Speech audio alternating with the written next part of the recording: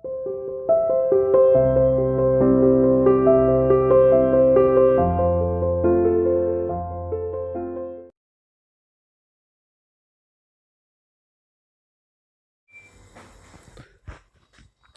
Student, welcome to CR international online classes.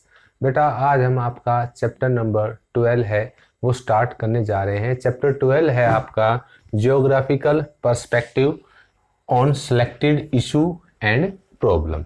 कि geographical perspective on selected issue and problem, भौगोलिक परिप्रेक्ष्य में चयनित कुछ मुद्दे एवं समस्याएं। कि भौगोलिक परिप्रेक्ष्य में कुछ जो मुद्दे चयन किए गए हैं और उनकी क्या समस्याएं हैं, ये चैप्टर है आपका 12। ठीक है, इसमें फर्स्ट आता है जैसे आपका पर्यावरण प्रदूषण यानी इन्वायरमेंटल डिग्रेडेशन। की इन्वायरमेंटल डिग्रेडेशन है वो क्या होता है कि मानवीय क्रियाकलापों की, मानव जो एक्टिविटी करता है, जो क्रियाकलाप करता है से उत्पन्न, कि मानव की एक्टिविटी से उत्पन्न अपशिष्ट, कि जैसे मानव ने इंडस्ट्री लगाई, इंडस्ट्री जैसे फॉर एग्जांपल हम ले लेते हैं कि मानव ने जैसे लेदर इंडस्ट्रीज लगाई, कि लेदर को धोने के लिए ज़्यादा क्वांटिटी में पानी यूज है वो होता है, और लेकिन जो पानी यूज होता है, जो अपशिष्ट बचता है, अपशिष्ट मीन्स जो वेस्ट मटेरियल बचता है, ठीक है, कि मानव की क्रियाओं से उत्पन्न अपशिष्ट उत्पाद, जो अपशिष्ट उत्पाद बच गया, उत्पादों से कुछ पदार्थ और ऊर्जा मुक्त होती है। कि मानव की क्रियाकलापों से उत्पन्न अपशिष्ट पदार्थों से कुछ ऊर्जा है और कुछ पदार्थ है वो उत्पन्न है, वो होता है, जिससे प्राकृतिक पर्यावरण में हानिकारक परिवर्तन, ये नेचुरल जो एनवायरनमेंट होता है कि प्राकृतिक पर्यावरण, उसमें कुछ हानिकारक परिवर्तन यानी हार्मफुल चेंजमेंट हैं वो होते हैं। इन्हीं हार्मफुल चेंजमेंट को यानी इन्हीं हानिकारक परिवर्तनों को पर्यावरणीय प्रदूषण है वो कहा जाता है। कि जो हानिकारक परिवर्तन होते हैं जिससे प्राकृतिक पर्यावरण को हानि पहुंचती है, इन्हीं हानिकारक परिवर्तनों को पर्यावरणीय प्रदूषण है वो कहा जाता है। अब देखो पर्यावरणीय प्रदूषण है वो कहा जाता है, प्रदूषण है वो 4 प्रकार का होता है। फिर नेक्स्ट आता है इसका टाइप्स ऑफ पॉल्यूशन। प्रदूषकों परिवाहित, ठीक है, प्रदूषकों परिवाहित एवं विसरित होने के माध्यम के आधार पर, कि प्रदूषकों परिवाहित एवं विसरित होने के माध्यम के आधार पर प्रदूषण को 4 प्रमुख वर्गों में बांटा जा सकता है। जो प्रदूषण है उसको 4 प्रमुख भागों में बांटा जा सकता है। फर्स्ट है जैसे जल प्रदूषण, सेकंड है वायु प्रदूषण, थर्ड है भू प्रदूषण यानी भूमि प्रदूषण, फोर्थ है आपका ध्वनि प्रदूषण। अब प्रदूषण हो रहा है, इसकी पहचान हम कैसे कर सकते हैं? देखो यहाँ पर क्वेश्चन ये राइज होता है कि प्रदूषण की पहचान हम कैसे कर सकते हैं। तो प्रदूषण की पहचान हम 3 कारकों या 3 फैक्टर्स के आधार पर है वो कर सकते हैं, जिसमें फर्स्ट है मानव की क्रियाओं से उत्पन्न, कि मानव ने जो क्रियाएं की या मानव ने जो एक्टिविटी की, मानव की क्रियाओं से उत्पन्न अपशिष्ट पदार्थ, कि जो अपशिष्ट पदार्थ हुआ, कि मानव ने कोई भी एक्टिविटी की और उससे उत्पन्न अपशिष्ट पदार्थ, उससे जो पदार्थ उत्पन्न हुआ, जो बचा अपशिष्ट पदार्थ, तथा मानवीय अपशिष्टों का निपटारा, कि मानव के जो अपशिष्ट हैं उनका निपटान, ठीक है, कि उनका यूटिलाइजेशन या उनका सॉल्यूशन, निपटान किस प्रकार हो रहा है। कि मानव ने जो एक्टिविटीज की, ठीक है, मानवीय क्रियाओं और उन एक्टिविटीज के करने से जो अपशिष्ट पदार्थ उत्पन्न हुआ, जो वेस्ट मटेरियल बचा, उस वेस्ट मटेरियल का, अपशिष्ट पदार्थ का मानव किस प्रकार उसका निपटारा है वो कर रहा है, कि यानी कैसे उसको यूटिलाइज है वो कर रहा है, या कैसे उसको डिग्रेडेशन है वो कर रहा है, कैसे उसका निपटारा है वो कर रहा है। सेकंड है डायरेक्ट या इनडायरेक्ट, यानी प्रत्यक्ष या अप्रत्यक्ष रूप से फेंके गए अपशिष्ट, यानी डायरेक्ट या इनडायरेक्ट रूप से फेंके गए अपशिष्टों से कितनी हानि हो रही है। कि डायरेक्ट या इनडायरेक्ट रूप से जो अपशिष्ट फेंके गए हैं, कि मनुष्य ने उनमें से अपने बेनिफिट की जो चीजें हैं वो ले ली, और बाकी जो वेस्ट मटेरियल बचा, जो अपशिष्ट पदार्थ बचा वो डायरेक्ट या इनडायरेक्ट रूप से फेंका गया है, उससे पर्यावरण को कितनी हानि हो रही है, कि पर्यावरण को कितना नुकसान है वो पहुंचा रहा है।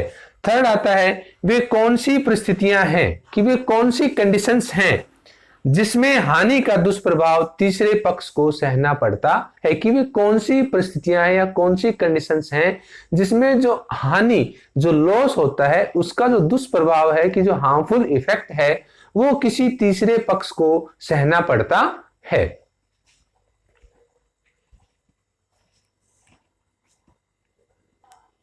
अब नेक्स्ट इसमें आता है कि पहला जल प्रदूषण, कि जल का प्रदूषण है वो कैसे होता है। कि देखो, जल प्रदूषण है वो आज के दिन एक बहुत बड़ी समस्या है, क्योंकि वाटर है वो पहले ही पृथ्वी के ऊपर ओनली प्योर 3% वाटर है, जो मीठा जल है वो उपलब्ध है, और उसका भी पोल्यूशन है वो काफी ज्यादा हो रहा है। तो आने वाले समय में पानी की एक बड़ी समस्या है वो खड़ी हो जाएगी। तो इसलिए हमें जल प्रदूषण की तरफ विशेष ध्यान देने की जरूरत है कि जल का प्रदूषण है वो न होने पाए, क्योंकि जल ही जीवन का आधार है। जल के बिना हम जीवन की कल्पना है वो नहीं कर सकते।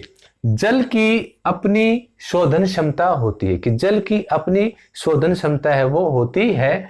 यदि मनुष्य इस प्राकृतिक शोधन क्षमता से ज्यादा, कि जल की अपनी एक प्यूरिफाई सिस्टम है या क्षमता है, कैपेसिटी है वो होती है, और यदि मनुष्य इसकी प्राकृतिक शोधन क्षमता से ज्यादा अवांछनीय तत्व, की जो तत्व उसकी शोधन क्षमता से अवांछनीय, एक्सेस में यानी ज्यादा अवांछनीय तत्वों से लंबित कण, की अवांछनीय तत्वों से युक्त कण, जैसे कार्बनिक और अकार्बनिक पदार्थ इत्यादि जल में डाल देता है। कि देखो, जल की क्या होता है कि अपनी एक शोधन क्षमता होती है, उसकी अपनी एक फिल्ट्रेशन कैपेसिटी है वो होती है, लेकिन मनुष्य अपनी क्रियाएं करके उसकी शोधन क्षमता से अधिक अवांछनीय तत्वों, जिसमें कार्बनिक और अकार्बनिक पदार्थ जो जल में डाल देता है, ठीक, जल में उनको मिला देता है, तो जल प्रदूषित हो जाता है। तो वह जल है वो पोल्यूटेड हो जाता है। जल प्रदूषण के दो स्रोत हैं। अब जल प्रदूषण के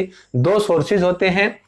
प्रदूषकों का पहला वर्ग प्राकृतिक है, कि वो प्राकृतिक फैक्टर या वर्ग जिससे जल प्रदूषण होता है, जिसमें आता है आपका अपरदन यानी इरोजन, भूसंकलन लैंडस्लाइडिंग, पेड़ पौधे और जंतुओं की सड़न और विघटन। ये तो क्या है कि ये नेचुरल रिसोर्सेज हैं जिनके द्वारा जल का प्रदूषण है वो होता है, लेकिन इन नेचुरल रिसोर्सेज के माध्यम से जल का प्रदूषण इतना नहीं होता जितना कि मैन मेड होता है। यानी मैन जो ह्यूमन करता है, मनुष्य जो जल का प्रदूषण करता है, वो प्राकृतिक तत्वों के कंपैरिजन में काफी ज्यादा जल का प्रदूषण है वो करता है। लेकिन जल प्रदूषण के महत्वपूर्ण स्रोत मानवजन्य है।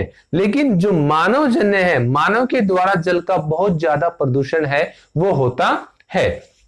जल प्रदूषण के प्रमुख स्रोत 3 है। अब जो वाटर पोल्यूशन है उसके मेजर जो रिसोर्सेज हैं वो 3 हैं। पहला आता है आपका इंडस्ट्रियलाइजेशन, औद्योगिकरण। सेकेंड है आपका एग्रीकल्चर, ठीक है। थर्ड है आपका कल्चरल, यानी औद्योगिक, कृषि और सांस्कृतिक स्रोत। इनके द्वारा जल का बहुत ज्यादा प्रदूषण है वो होता है, जिनमें सबसे फर्स्ट पोजीशन पे आता है आपका औद्योगिक स्रोत, कि औद्योगिक स्रोत से जल का बहुत ज्यादा प्रदूषण है वो होता है। उत्पादन की प्रक्रिया में उद्योग अनेक अवांछित वस्तुएं पैदा कर देते हैं। इनमें औद्योगिक कचरा, प्रदूषित अपशिष्ट जल, जहरीली गैसें, खतरनाक रसायन, अनेक भारी धातुएं, धूल व धुआं आदि शामिल हैं। ये उद्योग अपने ठोस व तरल कचरे को नदियों और जल स्रोतों में बहा देते हैं। कि बहुत से ऐसे उद्योग हैं जो अपने ठोस और तरल जो कचरा होता है उसको नदियों में बहा देते हैं। जैसे अगर हम बात करें चमड़ा उद्योग की, तो उससे बहुत ज्यादा जो अपशिष्ट जल होता है, जो पोल्यूटेड जल होता है, वो नदियों में छोड़ा जाता है, क्योंकि चमड़े को धोने के लिए ज्यादा क्वांटिटी में पानी की आवश्यकता है वो होती है। परिणाम स्वरूप जहरीले रासायनिक तत्व तालाबों, झीलों, नदियों व समुद्रों में पहुंच जाते हैं और उन जलों में रहने वाले जैव प्रणाली को नष्ट करने लगते हैं। जल का सबसे ज्यादा प्रदूषण करने वाले उद्योग हैं पेट्रो रसायन, वस्त्र, चीनी, कागज और लुगदी, चमड़ा और उपभोक्ता उद्योग। यानी जो पेट्रो रसायन, चीनी, कागज, वस्त्र, ये उद्योग हैं, ये जल का सबसे ज्यादा पोल्यूशन है वो करते हैं, और ये अपना अपशिष्ट पदार्थ है वो नदियों में बहा देते हैं ये उद्योग, जिससे पानी में रहने वाले जो जीव होते हैं वो इनसे मर जाते हैं। तो इससे इकोसिस्टम को भी नुकसान है वो पहुंचता है।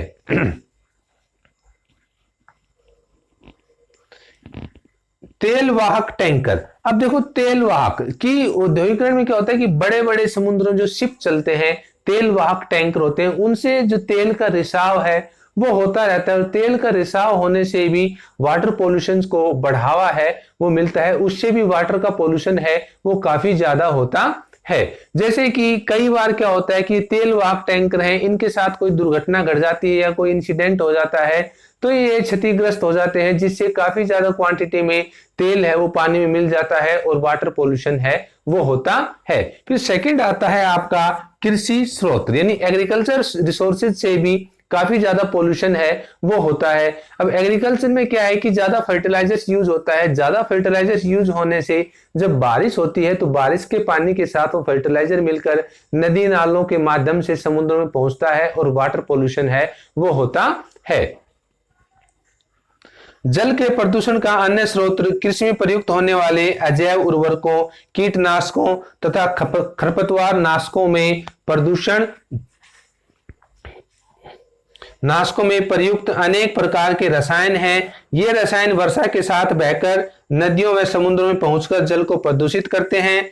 इनके अतिरिक्त ये रसायन जल के माध्यम से जमीन में स्त्रावित होते हुए भूजल तक पहुंच जाते हैं। अब ये क्या होता है कि ज्यादा फर्टिलाइजर जो यूज किया जाता है वो बारिश के मौसम में, जब बारिश होती है तो पानी के साथ मिलकर नदी नालों के माध्यम से समुद्रों में पहुंचता है और समुद्रों के पानी को प्रदूषित है वो करता है। इसके अलावा ये रिस कर जमीन के अंदर भी जाते हैं और जो ग्राउंड वाटर लेवल होता है ये उसको भी पोल्यूटेड है वो कर देते हैं। थर्ड आता है आपका सांस्कृतिक स्रोत, यानी कल्चरल रिसोर्सेज। तीर्थ यात्राओं, धार्मिक मेलों, पर्यटन आदि गतिविधियों से भी जल प्रदूषित होता है। जीवनदायिनी नदियों के साथ हमारी पवित्रता, कि जो नदियां जो जीवनदायिनी हैं, जो हमें जीवन प्रदान करते हैं, उनके साथ हमारी पवित्रता है वो भी उनके वाटर पोल्यूशन के लिए रेस्पॉन्सिबल है। कि जैसे इंडिया में ये धारणा है कि मरने के बाद अस्थियां हैं वो नदियों में बहाई जाती हैं, जिससे नदियों का जो वाटर पोल्यूशन है वो नदियों का पानी है वो पोल्यूटेड हो जाता है। दूसरा क्या होता है कि जैसे कि एक रूढ़िवादी परंपराएं हैं या धारणाएं हैं या नदियों के साथ जो जुड़ी हुई हैं कि जैसे जोत जलाते हैं उसकी जो राख वगैरह इकट्ठी हो जाती है उसको नदियों में बहाते हैं, तो उससे भी नदियों का जो पानी है वो प्रदूषित होता है।